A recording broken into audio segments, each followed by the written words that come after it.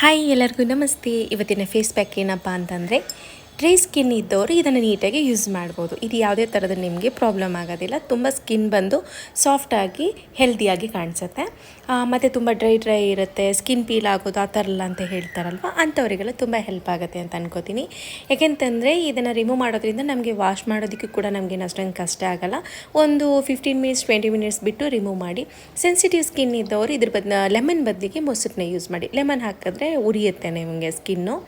But ಇದನ್ನು ಈ face ಪ್ಯಾಕ್ನ ಬಂದು ನೀವು ಕಂಟಿನ್ಯೂ ಮಾಡ್ತಾ ಬಂದರೆ ನಿಜವಾಗ್ಲೂ ನಿಮ್ಗೆ ರಿಸಲ್ಟ್ ಸಿಗುತ್ತೆ. ಫಸ್ಟ್ ರಿಸಲ್ಟ್ ನೀವು ಒಂದ್ಸಲ ಟ್ರೈ ಮಾಡಿ, 100% ನಿಮ್ಗೆ ಗೊತ್ತಾಗುತ್ತೆ. ರಿಸಲ್ಟು ತುಂಬಾ ಚೆನ್ನಾಗಿದೆ, ಟ್ರೈ ಮಾಡಿ. ಹಾಗೆಯೇ ರಿಮೂವ್ ಮಾಡಿದ ಮೇಲೆ ಸ್ಕಿನ್ ಸ್ವಲ್ಪ ಎಳ್ದಂಗೆ ಆಗುತ್ತೆ, ನಮಗೊಂದು ಸ್ವಲ್ಪ ಟೈಟ್ ಆದಂಗಾಗುತ್ತೆ. ಯಾವುದೇ ಆದ್ರೂ ಅಷ್ಟೇ ಸ್ವಲ್ಪ ಲೈಟಾಗಿ ಅಲೋವೆರಾ ಜೆಲ್ನ ಅಪ್ಲೈ ಮಾಡ್ಕೊಳ್ಳಿ.